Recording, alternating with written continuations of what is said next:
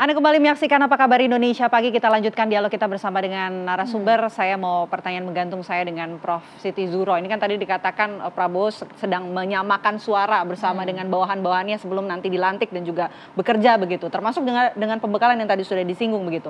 Apakah mungkin baiknya nih ya untuk menyamakan suara ke depannya nih? Harusnya setelah pembekalan nih harus ada pengawasan dan juga penilaian terukur begitu. Untuk bisa satu suara terus begitu. Ya, ada pekerjaan rumah bagi Pak Prabowo ya, tentunya bagaimana meningkatkan kepercayaan publik secara luas, tidak hanya pendukungnya kan gitu. Ini Indonesia ini harus take off gitu ya, tidak hanya menyongsong Indonesia emas tapi juga ingin memerankan Indonesia itu harus berperan penting di ASEAN, di Asia Pasifik dan di global gitu ya. Lah tentu Pak Prabowo sudah paham ya, ini saya tidak mewakili Pak Prabowo tapi membaca gerakannya gitu ya. Itu kelihatannya domestik ini harus firm dulu. Lah domestic firm itu apa? Mau menggenjot ekonomi. Lah kita tahu menteri-menteri Menko yang existing ya. Sekarang ini kan belum pergantian. Pak Jokowi itu ada 16. Ya. Itu dipegang lagi melanjutkan di eranya Pak Prabowo. Apa artinya? Mereka di posisi-posisi strategis untuk take off sebetulnya, untuk ekonomi, pembangunan ekonomi dan untuk menghentikan istilahnya Indonesia stagnan di middle income trap itu. Jadi tidak mau, harus keluar dari situ kan.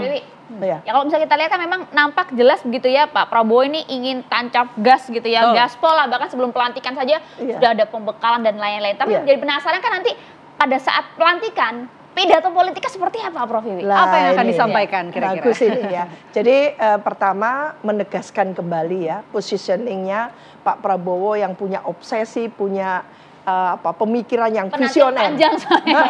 Jadi Indonesia ini harus menjadi negara yang baldatun toyibatun warubun gofur, sejahtera, adil makmur kan seperti itu.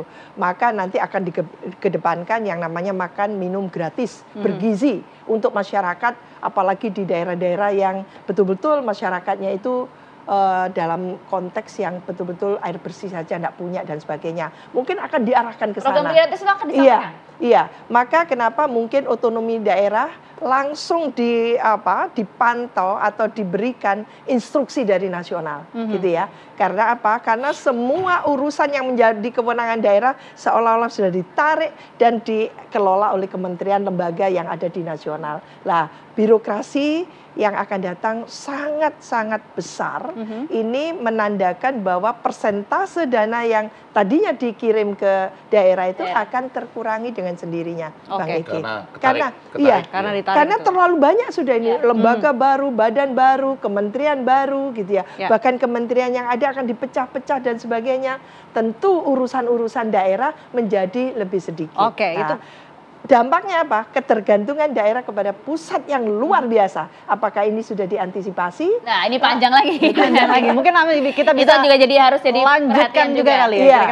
Tapi yang jelas Pak Prabowo ingin meyakinkan masyarakat luas bahwa pemerintahan yang akan datang ini pemerintahan yang betul-betul akan menghadirkan satu pembangunan yang akseleratif. Sehingga ekonomi kita bisa digenjot menjadi 8%. Insya Allah tidak masuk angin. Bang Ege, silakan kasih respon. Kira-kira apa yang akan disampaikan? Kalau bicarain kan keberlanjutan. Saya lagi mikir untuk dua hal. Arahnya kemana? Itu arah pidato yang B. Yang A dulu bahwa ini kabinet besar. Ya kan? Ini ruangan untuk pelantikannya harus besar loh ini. Maksud saya biasanya tuh kalau istana negara yang pelantikan seperti itu cukup nggak ya sekali ini? Kurang besar apa istana kita, Bang? Enggak, bukan untuk pelantikan dengan jumlah besar itu loh. Ini kan menteri, wakil menteri, istrinya, kemudian ada yang menyaksikan. Intinya besar lah sekali ini gitu ya. Artinya ramai lah, meriah. Jangan-jangan terasnya nggak cukup ya? Terasnya yang untuk berdiri-berdiri atau duduk-duduk itu ya? Itu kan ngambilin sumpah di dalam ruangan. Kecuali di luar ruangan cukup. Tapi kalau dalam ruangan, pokoknya padat lah gitu ya, bukan besar, belum pernah Anda saksikan. Iya, belum pernah kita lihat. Ya, karena jumlahnya mungkin mendekati 100 lah ya kalau kabinet dihitung 100 menteri ya kayak kalau dihitung dengan wakil-wakil. Tapi itu sisi lain. Sisi yang kedua, apa yang akan disampaikan? Satu, pasti saya akan menjadi presiden untuk seluruh Indonesia, baik yang memilih saya maupun yang tidak memilih saya. Itu adalah kalimat yang rata-rata diucapkan oleh seluruh presiden untuk memulai sebuah era baru. Yang kedua, pasti soal persatuan. inilah saatnya seluruh Indonesia bersatu. Kita tinggalkan segala perbedaan yang lalu. Kemudian yang ketiga itu tadi, mari kita mengejar hal-hal yang sudah disampaikan dalam pembekalan. Tadi ya, bahwa geopolitik itu salah satu kalimat yang frasa yang disukai. Kemudian ditambah lagi dengan tadi integritas ya. Kan dalam pembekalan ada itu bahwa anti tidak korupsi boleh ya, ada pendidikan anti korupsi. jangan menjadikan jabatan menteri ini atau wakil menteri kepala badan sebagai bagian dari upaya untuk mendapatkan APBN. Bukan kata merampok ya, mendapatkan APBN buat kepentingan partai misalnya. Jadi lebih pada kepentingan bersama. Ditambah dengan pasti ada bagian di mana kita harus mengejar hal-hal tertentu di tingkat internasional. Ada AI pasti dan hal-hal seperti itu. Jadi saya rasa 5 poin itu yang akan masuk di dalam apa yang akan disampaikan nanti. Nah itu dia, kalau tadi pertanyaan Bang Ege, nanti di istana ini cukup gak ya ruangan? Ini sudah ada rekan kami di sana, sudah ya? Sudah. Bisa menggambarkan kali ya? Sudah ada rekan kami Ikra Anggana langsung dari Istana Kepresidenan. Ikra, seperti apa nih besok ruangan yang akan dipakai untuk kemudian pelantikan dan juga sekaligus menerima tamu-tamu negara di sana? Seperti apa gambaran yang bisa disampaikan, Ikra?